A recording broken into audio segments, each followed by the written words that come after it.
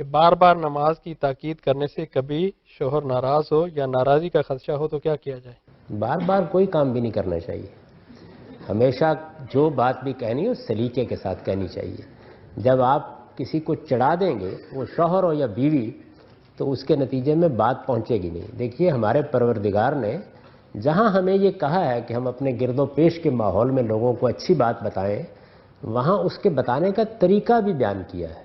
قرآن مجید کے الفاظ یہ ہیں کہ ادعو الی سبیل ربک بالحکمہ، اپنے رب کے راستے کی طرف جب بھی بلانا ہو تو حکمت کے ساتھ بلاؤ، دانائی، دانش مندی، دلیل کے ساتھ، اچھے طریقے سے، دوسرے کا مزاج دیکھ کر، بات کا موقع دیکھ کر، صحیح وقت پر.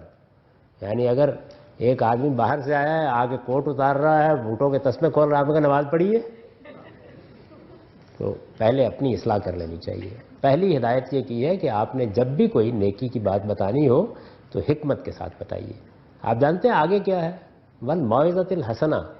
اگر کسی کو نصیحت کرنے کا موقع آ گیا ہے تو بہت خوبصورت اسلوب میں نصیحت کرو تاکہ دوسرا آدمی نہ چڑ محسوس کرے، نہ اس کا تعصب حائل ہو، نہ وہ آپ کے مقابلے میں ضد میں اور مکابرت میں مبتلا ہو جائے. اس کے آگے سنیے، اسی آیت میں کہا ہے وَجَادِلْهُمْ بِالَّتِی ہِیَ احسن. اگر کہیں اختلاف ہو جائے اور آپ کو بحث کرنی پڑ جائے تو ایسے شریفانہ طریقے سے بحث کیجئے جیسے اعلیٰ لوگ بحث کیا کرتے ہیں. جادلہم باللتی ہے احسن، تو اللہ تعالیٰ نے یہ ہدایت فرمائی ہے. لیکن اگر آپ نے ہاتھ میں ایسا پکڑا ہوا ہے اور آپ یہ چاہتے ہیں یا یہ چاہتی ہیں کہ آپ کی مرضی پر گھر چلے، تو دیکھیے انسانوں کے ساتھ ایسے معاملہ نہیں کیا جا سکتا. کبھی موقع دیکھ کر مناسب طریقے سے اچھے اسلوب میں بات کہہ دیجئے. پھر اس کے لیے بڑے انڈائریکٹ بالواسطہ طریقے اختیار کرنے چاہیے. انسان کے آپ جانتے ہیں کہ اللہ تعالیٰ نے جو آدم کو ایک باغ میں رکھ کے سبق دیا وہ کیا ہے؟ وہ سبق یہ ہے کہ شیطان دو جگہ سے حملہ کرے گا. ایک انانیت، دوسرے جنس. دونوں چیزوں کو واضح کر دیا. اس کے سامنے فرشتوں کو پیش کر کے سجدے کا حکم دے دیا، ایک بڑی برتر مخلوق، اور یہ بتایا کہ یہ دیکھو تم سے کہیں برتر ہونے کے باوجود میرے حکم پر سجدہ ریز ہو گئے. ابلیس نے سرکشی اختیار کر لی، درحالے کہ فرشتوں کے مقابلے میں وہ برتر نہیں تھا. اس کے باوجود تو گویا انسان کو یہ سبق دیا گیا کہ خرابی کہاں سے ہوگی؟ انانیت سے ہوگی. ضد، انانیت، ہٹ درمی یہ انسان کے اندر پیدا نہیں کرنی چاہیے. اگر آپ کو دین بتانا ہے تو ایسا بالواسطہ طریقہ اختیار کیجئے کہ بات بھی پہنچ جائے اور دوسرے آدمی کو بحث اور مقابرت کا موقع ہی نہ ملے.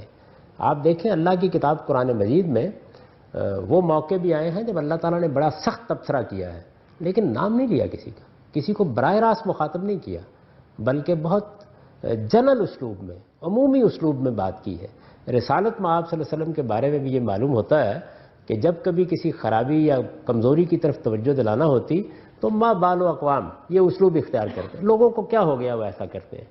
یعنی کسی کو براہ راست جب آپ بار بار تنگ کریں گے تو اس کے نتیجے میں تو سوائے اس کے کہ ضد پیدا ہو اور کوئی چیز پیدا نہیں ہوگی.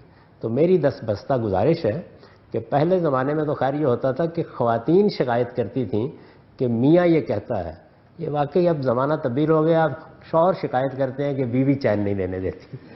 تو اس لیے میرا خیال ہے دونوں ہی کو یہ کوشش کرنی چاہیے کہ اچھے طریقے سے بات کریں، اور بار بار کسی چیز کو کہنا محض ضد اور چڑ پیدا کرنا ہے، اس سے اجتناب کرنا چاہیے.